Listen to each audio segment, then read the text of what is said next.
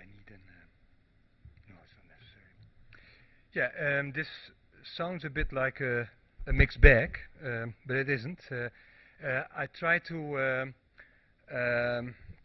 combine a few aspects of permutations that we have seen the last couple of days in three parts, and as you will see, hopefully they have something to do with each other, and I hope that will make sense.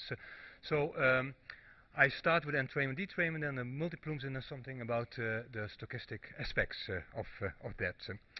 So this is work done by Steve Boying, especially the entrainment, detrainment part. One of my former PhD student, Jesse Dorrestein, he did a lot about the stochastic convection part, and the multiplume part was largely done by Roel Neggers. Okay, so let's start with entrainment. Something that always surprised me is that there's a lot of literature and a lot of research on entrainment, but you hear so little about detrainment, while it is the twin brother of entrainment. Entrainment is the stuff that goes in, and detrainment is the stuff that goes out. And I would say they are equally important. So I would like to spend a few minutes on entrainment, but especially on detrainment. So most of the analysis we are doing are based on LES simulation. So we have this Dutch atmospheric large eddy simulation model, which is now pretty comprehensive. It is now suitable for deep convection. It has several options for microphysics. It has a land a soil model, so you can run it. Actually, we do run it in a semi-continuous fashion around our observing sites as well. So, going to the motivation of this entrainment, detrainment stuff. This is a very old paper of Steve Derbyshire, who in 2004 did a very interesting experiment where he had 4 cases which has the same temperature profile, but they only varied the environmental relative humidity, ranging from 25%, 50%, 70%, and 90%. And then he did a cloud resolving, he ran CRM models. And what you see is that if you run the low relative humidity case, you see only shallow convection. While if you just increase the relative humidity, the environmental relative humidity, keeping the stability, the temperature profile constant, you get deeper and deeper and deeper convection. And in those days, this is like 10 years ago, permutations were not capable of having that sensitivity. This is the ECMWF model at that time, and you see that there was no sensitivity. They all, with all relative humidities, they all went to the same height. So I think that was one of the reasons that inspired Peter to come up with a better entrainment permutization. So he made a permutization that is sensitive to relative humidity. So in such a way that you get larger entrainment rates for lower relative humidity, leading to lower cloud top heights. And it works very fine. So what we thought at that time is, let's look at whether we can justify that, and let's see whether we can derive entrainment from these high resolution models, entrainment and detrainment, and see how that goes. So this is one model. The only other permutization at those days that has a sensitivity to relative humidity is a scheme that you all know, but I will explain it a little bit because it's important for the rest of the talk. And that's Kane-Fridge. Now, Kane-Fridge has a very interesting entrainment, detrainment permutization. I just repeated the idea very briefly. You take equal parts of environmental and cloudy air, and then you mix it, and you make all kinds of mixtures of all possible mixtures, and you assume let's say a uniform distribution of all those mixtures, and then you see which mixtures remain positive buoyant, and those you keep. So those are part of the entrainment, and the one that become negatively buoyant, they are detrained. This is famous mixing diagram. So here you see the mixing fraction if you mix a parcel. So here, if it's 0, the mixing ratio, you only have cloudy air, and you mix in environmental air, and of course then this is the, let's say, the vertical potential temperature of the environment.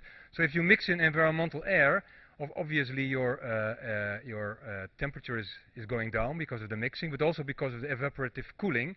So it goes down and goes down and down, and even goes down lower than the environmental virtual temperature because of the evaporative cooling, and it goes down all the way until you have evaporated all liquid water, and then it goes linearly back to the temperature at the environment, because this mixture has mixing fraction 1. So there you are at the, then your parcel is essentially the environment again. So the idea of, as I told you, of Kane-Fritz was, well, so this part here, which is positive buoyant, you keep, so that's the entrainment, and the rest you throw away, that's the detrainment. And if you assume a uniform distribution, you can calculate it. You just calculate for uniform distribution. You integrate all the mixtures from 0 to its critical concentration. And of course you have to assume how much air you mix. That's the absolute value, that is epsilon 0, that you need to specify. But then you can calculate epsilon, the entrainment rate, and it goes with chi, this critical concentration to the square, and the detrainment goes as 1 minus this critical concentration to the square. So that's very nice, and you can calculate that chi critical. Actually, it's a very nice calculation, and if you make some assumption, you end up with this formula. And you see that this chi critical depends on the one hand on the buoyancy. If the buoyancy difference of the cape that goes up, chi critical goes up, and if your relative humidity goes up, also your chi critical goes up. So that tells you that you will have, if your relative humidity or your cape goes up, you have you get higher entrainment rates and lower detrainment rates. So that's the scheme. But if you think about that, that does exactly the opposite if you look at the relative humidity, because larger relative humidity is a larger chi critical, is a higher entrainment rate, so it would give a lower cloud top. So Kane-Fritz is doing exactly the opposite sensitivity, has exactly the opposite sensitivity to relative humidity. So that's one thing. So that's something you have to be careful about. So I would recommend not use, as far as entrainment is concerned, don't use Kane-Fritz if you want to take the environmental relative humidity into account. But what about detrainment?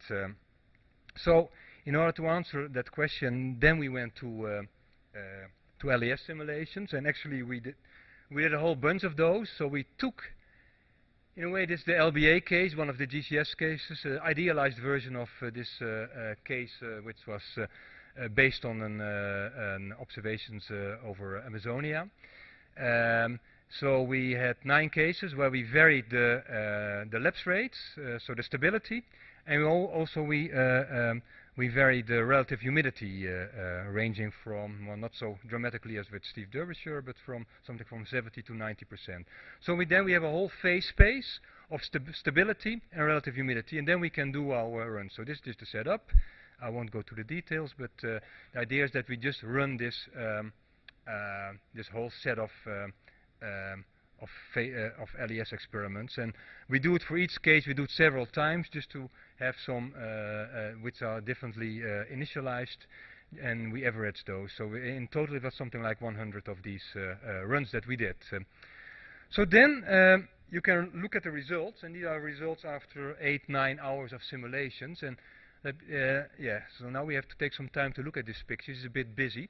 So I took these 9. I take here 9 simulations, and what you see on this axis is the more unstable part. So these are very stable simulations. These are the unstable ones. On the horizontal axis, you see the changes in relative humidity. So this one was started with a low relative humidity. Those were the ones with high relative humidity. And what I plotted here is the entrainment and the detrainment rates after 8 and 9 hours. So there are a few observations to be made. First of all, the entrainment rates. These are the red and the blue curves. And what you see is that, well, they all have pretty much the same shape. They all decrease from typically 10 minus 3 to 10 minus 4 as a function of height. These ones, they are shallower, obviously, so they don't go as deep. But besides that, they pretty much have the same shape, so they are not very sensitive to neither to the relative humidity nor to the stability, as opposed to the detrayment, which is quite strong and has large numbers here in the stable dry cases. And detrayment means that you lose a lot of cloudy mass. And if you go to the more humid and the more unstable part, you see that the detrayment rates get less and almost the same with almost the same values as the entrainment, meaning that the mass flux will be pretty constant with high there. So then you can, of course, make a diagram of the entrainment-detrayment rate as a function of relative humidity and stability, and we did it just for, let's say, one height, just to keep in 2 dimensions. And you get something like this if you plot it on the same scale. So if you plot it, so here you see the detrayment, and you see what you saw already, that you have high entrainment rates for stable dry conditions, and then if you go diagonally to the unstable, very moist cases, you have much lower detrayment rates. Entrainment rates, if I use the same scale as detrayment, you'd hardly see any difference. It's almost the same for all those cases at that height. Of course, I've been a bit unfair to entrainment because I use the same scale, but just to emphasize the fact that detrayment is varying much more than the entrainment. Of course, if you put it if you make the scale a bit more adaptive, you see a dependency, but it's not so strong as with the detrayment. But you see actually a decrease with of the entrainment with increasing relative humidity and increasing stability. Okay. Of course, you can also look at precipitation. Of course, the unstable, very moist cases, they rain the most. And also you see this diagonal dependency. And also with cloud top height, very much in line with what Steve Derbyshire already found like more than 10 years ago. If you go to more unstable and more moist cases, you see deeper and deeper convection. So it's not only stability, it's also relative humidity. And you see they go hand in hand. So that's something that a parameterization should take into account. And now we come back to this chi-critical, because what you can also do is plot this chi-critical in such a diagram. And well, you can already guess what will happen now. This chi-critical has pretty much the same behavior. It has small values for stable dry cases, and it increases in exactly the same way. So it picks up, in a way, this sensitivity of this combined sensitivity of CAPE and of stability, if you want, and relative humidity in one parameter.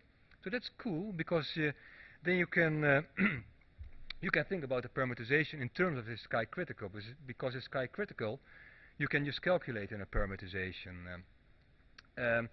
So, for instance, you can see whether this chi-critical correlates. Well, we saw already it correlates very well with detrayment, so it will probably also correlate with detrayment minus entrainment, and that's what I plotted here. And you see all those scatter plot, the points that come from all these experiments, they fall on this nice line here, and that you can use. And this line tells you, in a way, how the mass flux is decreasing with height. So for the very dry, stable cases, you find a very strong decrease of your mass flux, while in this very moist, unstable cases, the mass flux is decreasing very little with height, so it can go much deeper. So we have a very nice parameterization through this chi-critical that tells you how the shape of the mass flux will behave.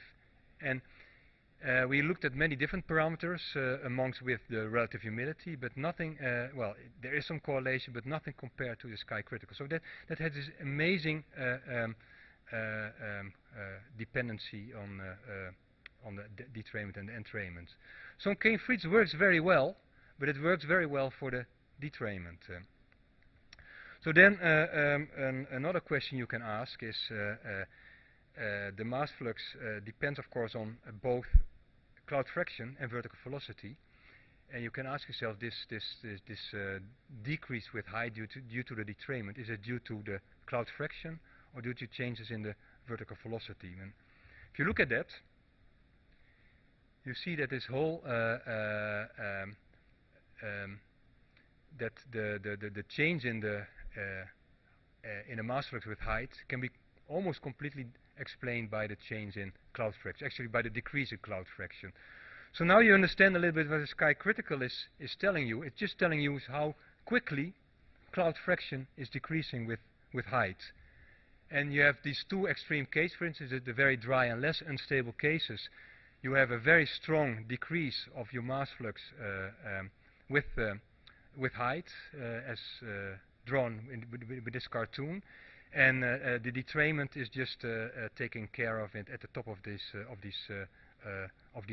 different clouds, and it's decreasing very quickly with height, as opposed to the more moisture and more unstable case where the decrease of detrayment is going much slower, so that the clouds get much higher.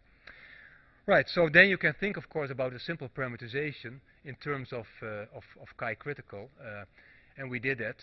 So you just link this chi critical to delta minus epsilon, and you can make all your mass flux profiles, and you can compare it to the LES, and you get a very good comparison. So I think this is a very interesting way to include, to parameterize detrayment and to include the sensitivity to relative humidity via the detrayment rather than to the entrainment. For instance, if you look at the detrayment as a function of chi critical, you will hardly see any dependence. So what we did instead is, for the entrainment, just keep using this 1 over z behavior that you saw in all these plots for all these different stability and varying relative humidity cases. So this is something you can do, and we are actually at our model at KNMI have implemented in our cumulus scheme, in our shallow cumulus scheme actually. So that's the first part I want to tell you. Well, it's more or less what I all said. So the next step that you can think about, I mean, this is nice if you use a bulk scheme, but what about if you use a multi-plume scheme? Can a multi-plume scheme take this behavior into account maybe by itself? And that's the work of Rule. And then let's see how that goes, and how we then have to think about detrayment. It is mainly work by Rule, who extended this whole EDMF approach into this multi-plume approach that we heard about also earlier today by George. And I will briefly summarize then and tell you some more details of this scheme using some slides of Rule that gave a recent talk about this. So the idea is you have a cloud ensemble rather than a bulk scheme, and you see the clouds as really as a prey-predator system, where each cloud, you see each cloud size as a system, and they will interact. They interact to the mean state. So you have you have clouds, and they grow, and they fall apart. That's the life cycle of a cloud. You have the smaller clouds. They feed the bigger ones, since they are preparing the stage for the bigger ones. I mean, they moisten the lower troposphere. And then, of course, you have the big ones, and they feed on the smaller ones. They use the moisture deposited by the smaller ones, and of course, by the compensating subsidence, they also suppress the other ones. So you have this interaction between those different cloud sizes, if you want, although it all goes through the mean environment. So to have a multi-plume parameterization, you need to know, of course, the cloud size distribution. Well, there are many studies about cloud size distribution, and they all have you have many small clouds and less larger clouds, usually by a power law behavior. There's actually a very nice paper by Peter, you showed it, by Rob Wood and Paul Field, who showed, I mean, if you make a composite, you see this scaling behavior from the 100-meter scale almost to the global scale of this power law behavior. So that's something you can use. And then if you assume something for this cloud size distribution, you can set up a multi-plume approach, and it's very much like the old ideas of Arakawa-Schubert. So you use a spectral formulation in terms of size densities. You discretize it in histograms with a limited number of bins. So each updraft is representative for a certain sub-ensemble of plumes that have a certain width. And each width, of course, has a certain amount of density given by this cloud density function. And then if you have that, you can calculate in principle everything. So you have the number density, which is this big N. So it's just if you average it over all the number of clouds that have size L, and you integrate it over all sizes, you get a total cloud, the number of total clouds. As I said, we assume just a power law behavior. 1.7 is the one that really comes out of observation. 5/3, very intriguing where it comes from. I haven't seen, well, there are some theories about it, but that's still an interesting topic in itself. Related to that, you can get the size density of the area fraction by just convoluting this density by its area, which is L to the square, and dividing it by the fraction. That gives you your area fraction. So what you do need is your overall your overall fraction to normalize it. For the time being, we just take this 10%. You have to assume something there. I will come back to that at the end of the talk, that you can do better than just assuming something. So that you can calculate. And of course, you can calculate your fluxes. So if you are at a certain bin size L, you have your corresponding fractional area. You can multiply it by the vertical velocity that belongs to that width, and you can multiply it by the typical values of, let's say, temperature or humidity in those plumes minus the value inside of the environment. And this is just a generalized mass flux formulation. Here you recognize the mass flux.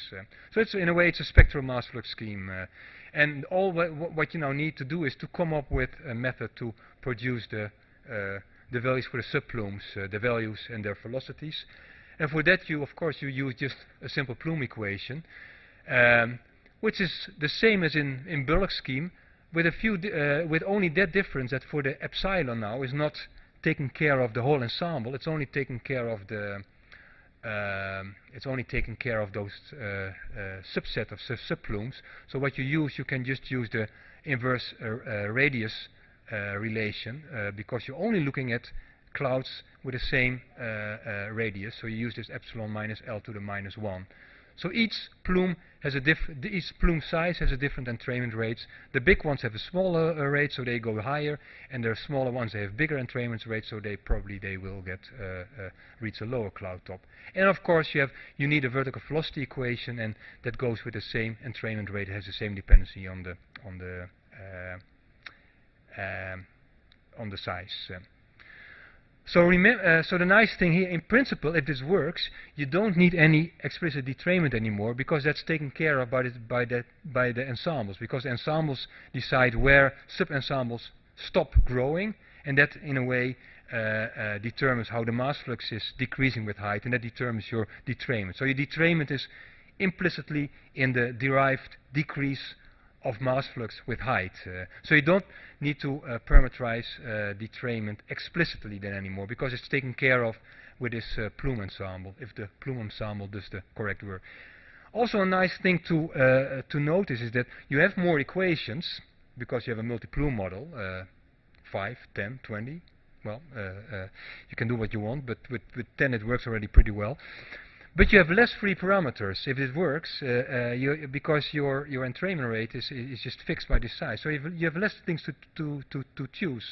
So in a way, if it works, it is a more constrained parameterization. Although it has more equations, you have less assumptions to be made. The only assumption remaining is, in a way, the closure of your at your cloud base. So just to see that it works in principle, this is some simulations from LES, taken from BOMEX, where you can do this binning, and you can just derive all these properties from the subplumes, and you see what you might expect is happening in LES.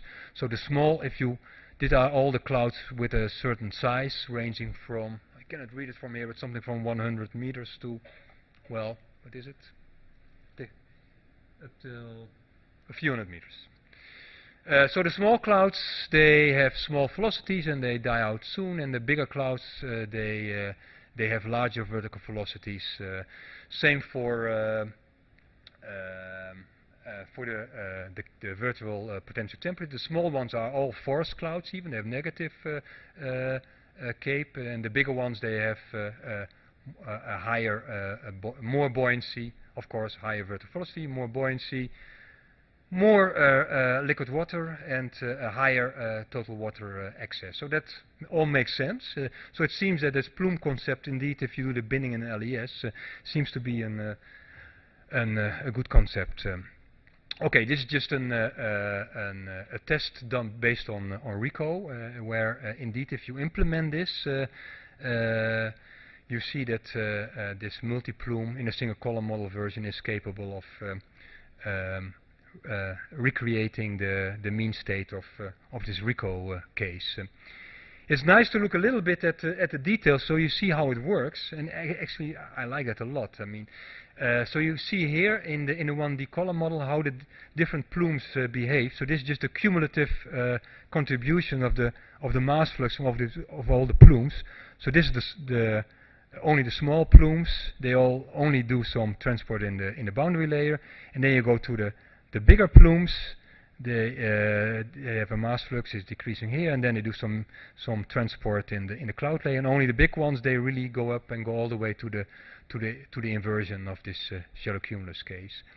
And this, if you convolute this mass flux with excess, with the moisture excess, you get here the cumulative moisture flux, and you see how the moisture flux is building up if you include larger and larger plumes. And you see how they do the work, and this is the overall contribution from the moisture flux from all the plumes together, and this is then the total flux if you add the added diffusivity. I mean, in the end, you need added diffusivity just to smooth the stuff in the boundary layer.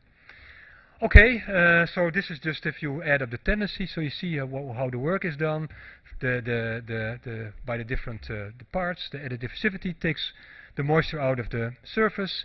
The small clouds take it from the top of the boundary layer into the lower part of the cloud layer, and then the large clouds pick it up here and put it there. So it's really this predator-prey mechanism that you see at play, and Roel made a very nice figure again explaining how these plumes are collaborating with each other, or if you want, are competing with each other.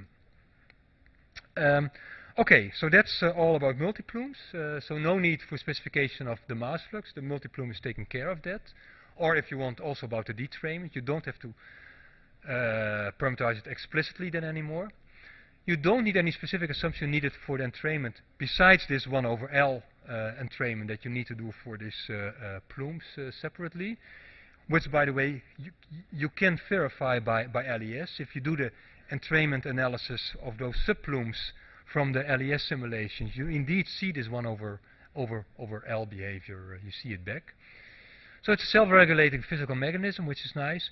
And all the closure assumptions are now condensed in having an estimate for this cloud-based area fraction. And if you want to keep that more variable, for the cloud-based size distribution.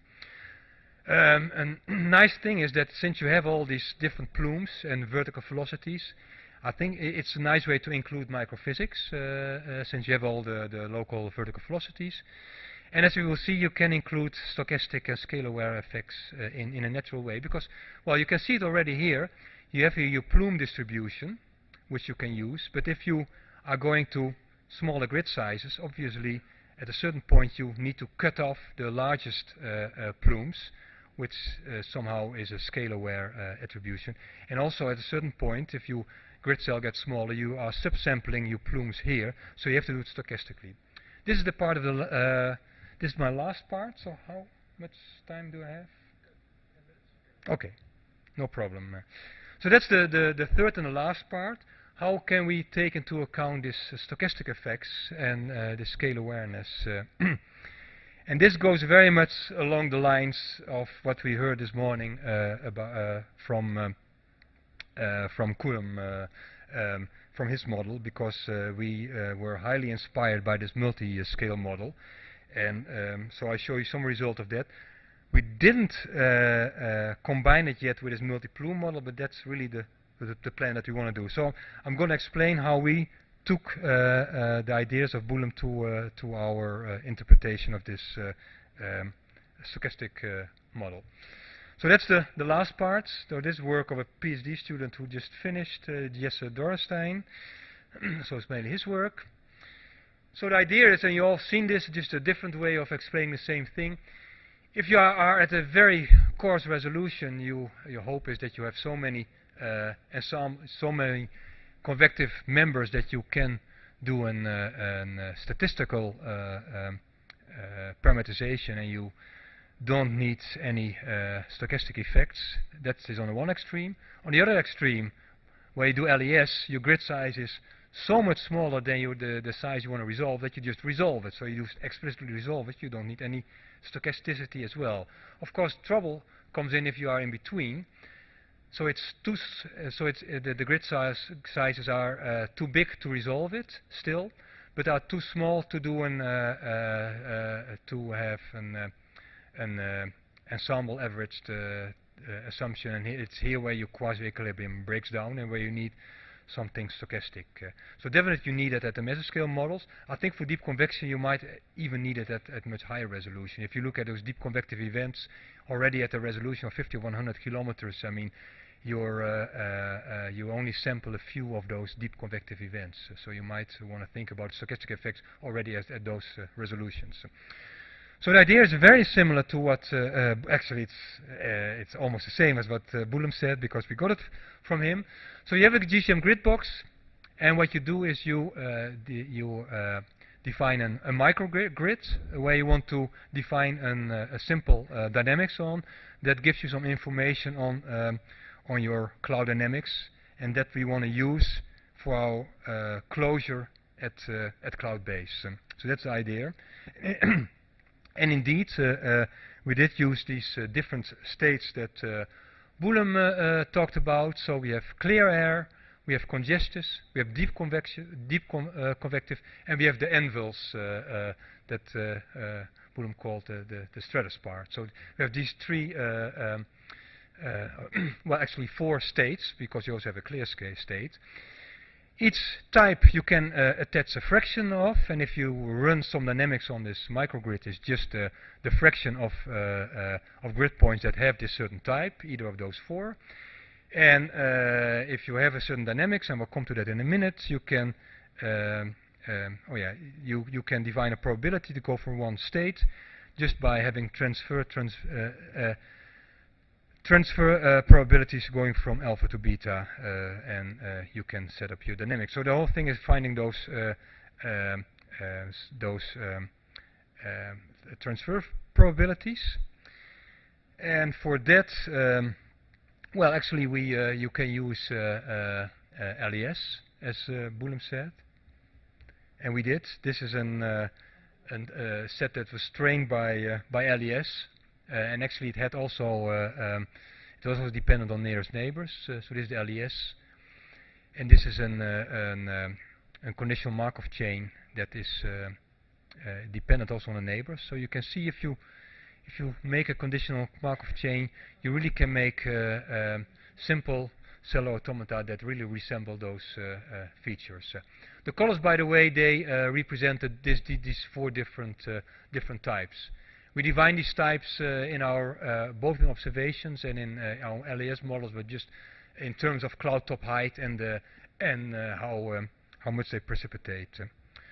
So more importantly, we trained our data set, our conditional Markov chain on a data set together with Christian Jacob based on the radar observation at Darwin from the TWPI's experiment, where you have this radar data. They give you information about cloud top height and precipitation intensity. If it's high cloud top, heavy precipitation, you have deep clouds. If it's high cloud top, small precipitation, it's stratus. If it's low cloud top precipitation, it's congestions, and otherwise it's clear sky. So then, of course, you can do the same thing. You can label all those grid points, and you get all your transfer probabilities, and you just count them, and you can just make your Markov chain. And this is your transfer probability then that you get out of it. If that would be all, I mean, there wouldn't be much physics in it. You just train it, and you just have transfer probabilities, and that would be all. But you have to put physics in it, and that's where the condition comes in. You have to condition it on the present state, and that's also where the memory comes in. So what you do, you have to condition it on the large-scale state. So you have to have an idea about what is a good variable of the large-scale state that you can use as a conditioner. And actually, we looked at three possibilities: relative humidity, because if it's more moist, you have more chance maybe of convection. CAPE, obviously, and large-scale vertical velocity. And then we looked at the correlation between these precipitation events, the lag correlation between these precipitation events, and all of these quantities. And actually, what you see is that the quantity with by far the highest correlation is the large-scale vertical velocity.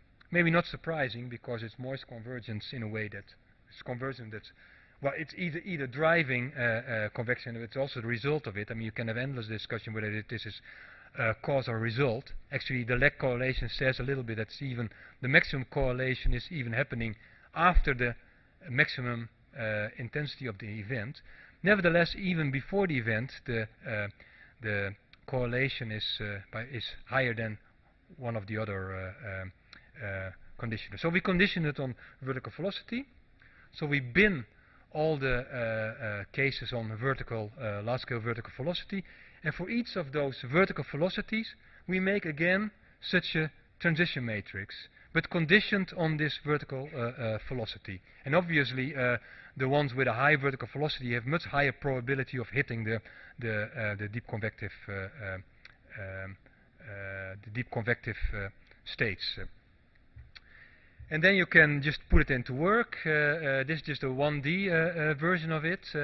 And I have no time to go into details. I just want to highlight the idea. So these are observations from this TWPIs during the monsoon. So you see in the observations, you have this very high peaked events. This is when you use a 10 by 10 100 conditional Markov chains. And that's the green line. So and if you let the amount of conditional Markov chains goes to infinity, by the way, that's the nice scale. That's a nice effect. If you that makes it scale aware. I mean, if you have a larger grid cell, you need more conditional Markov chains. And if you have more Markov chains, you have less stochastic effects, and that you see back. If you put it to infinity, you get how to say, you get an non-stochastic model back, which is the red one, which doesn't have all those strong fluctuation. And if you have 10 by 10 conditional Markov chain, you do have these strong fluctuations, much more realistic than the one where you are going to the statistical version. So then the last question is how to this is all nice and fine, but how to use it in a parameterization scheme. Well, the way we did it was very simple, but I think it's already very nice, and you can use it in any parameterization scheme you can think of. So we used a very simple model just to as a proof of principle, which is using a simplified mass flux scheme, and we use this Markov chain fractions. We run this we run this Markov chains at each grid cell, and we use these fractions as a closure for the mass flux at cloud base. So as you know, the mass flux at cloud base is given by, well, that is the definition of the mass flux at cloud base, fraction times vertical velocity. So what we did is we fixed the vertical velocity for the time being, just set it to 1 meter per second, and for this fraction, we choose just the number of congestus and deep convective members in this chain, and this is can be different for each grid cell, and it's very strongly and has a memory. So that's what we did, and that worked very nicely. And I only show one result, one Hofmann-Muller result. These are the observations. It's just Hofmann-Muller diagrams of GPI precipitation. This is the control of speedy. We didn't have any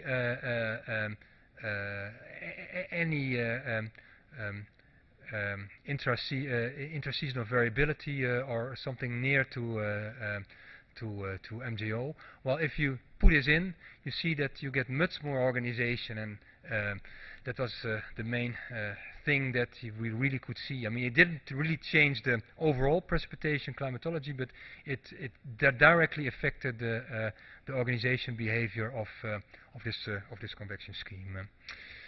So, in conclusion, this conditional Markov chain, just like Boulom showed, have been used to describe the transition between the states of the multi-cloud model. So we trained it with observations, and we conditioned them on the large-scale vertical velocity, and they gave an increased and more realistic variability on the convective mass flux. And actually, you can use it in any scheme that you want. That's the last conclusion, including our multi-plume scheme, and that's actually our next plan that we will be working on. So that's all. Thank you. Thank you. Do we have any questions? George. Two. First, you didn't mention vertical velocity at what level, or? Yes, for this conditioning. Yeah. Yes. Cloud base or? No, I don't remember. Oh, I'm way too far. We looked at, of course, we looked at the interval, and we looked at different levels. I'm going in the right direction? Not at all. Sorry.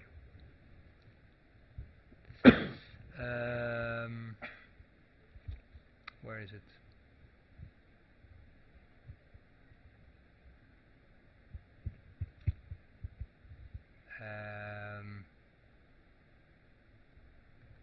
Yeah, here.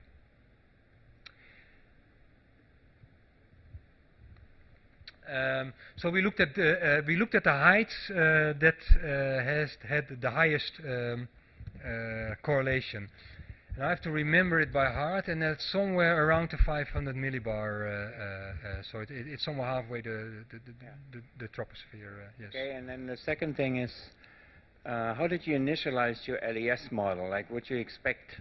You always show the mass flux pretty much maximum, almost like at PBL top. That seems a little unusual to me. What seems unusual to you? That the mass flux maximizes that low in the atmosphere. Could that depend on how you initialize your LES? No, it doesn't. We initialize actually with that phase space that we did. We took a bit care of that because we want to be sure that the results were reproducible. So we took 5 to 10 members for each case. So we, of course, randomize initialization, and we use a different randomized initialization. Of course, it affects the details, but of course, it doesn't affect the statistics. It doesn't affect things like cloud fraction, like the entrainment and the detrainment rates.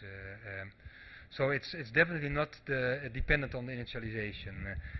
About you said that you think that the mass flux is peaking too low for those cases? I mean, even for deep convection, you're saying the mass flux is always peaking that low? Well, I have to be fair here. The cases that we simulated here in this phase space, actually, I mean, they were more congestions only start to get to deep convection. I mean, they really didn't go that deep in the end. Now we're looking at more deeper convection, so that might partly answer your question.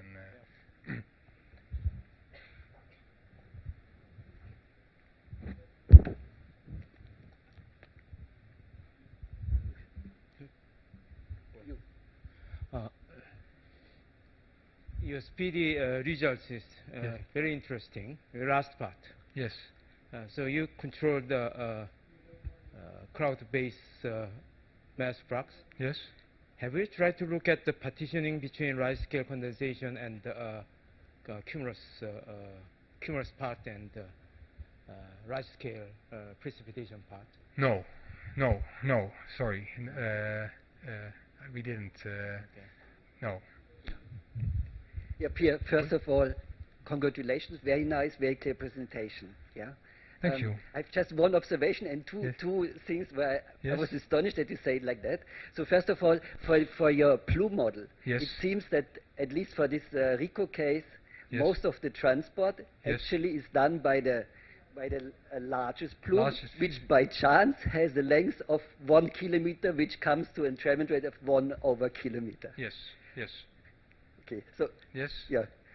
Second is you said that if I may comment, you're completely right. So but if so, you could argue why bother about the small ones? But the small ones really add in making a better profile over the whole cloud.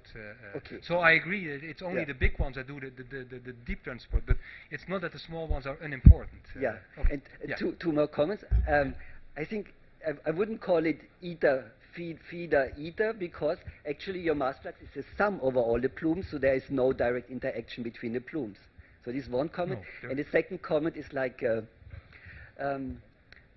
500 hectopascal vertical velocity is a closure. I was astonished that you use this, because in some way it works for force convection, mid-latitude convection, but first of all, you put the answer in. Second, it can't work for the diurnal cycle. It will cause you problems over mountains, over gravity waves. So I was really astonished that you use that. You mean the vertical velocity velocity? At the end? Yeah, you should never use vertical velocity as a closure. It's what Philippe Bougeot at the time told me, and he was right. Well, we can discuss offline. I mean, there are very different opinions about. But I agree. I mean, vertical velocity. It's not a. By the way, the vertical velocity, we don't use it as a closure. Are you not talking about the vertical velocity that we use as a conditioner? But that's not a closure. That's a conditioner for this. That's something else. I have a question. Okay. The plume model, the distribution. Yes. You didn't show, I guess, a lot. Does it change, or is it fixed? The distribution is is fixed. You choose. I mean, this is something. This is where all the choices have to make. I mean, are still there. So you don't have to make entrainment detrainment assumption anymore for the plumes, but you have to make an assumption about the size distribution. So what we assumed is this 1.7 power law behavior. Right. Okay, any further questions? Well, if not, I'd like to thank all our speakers again for staying on time.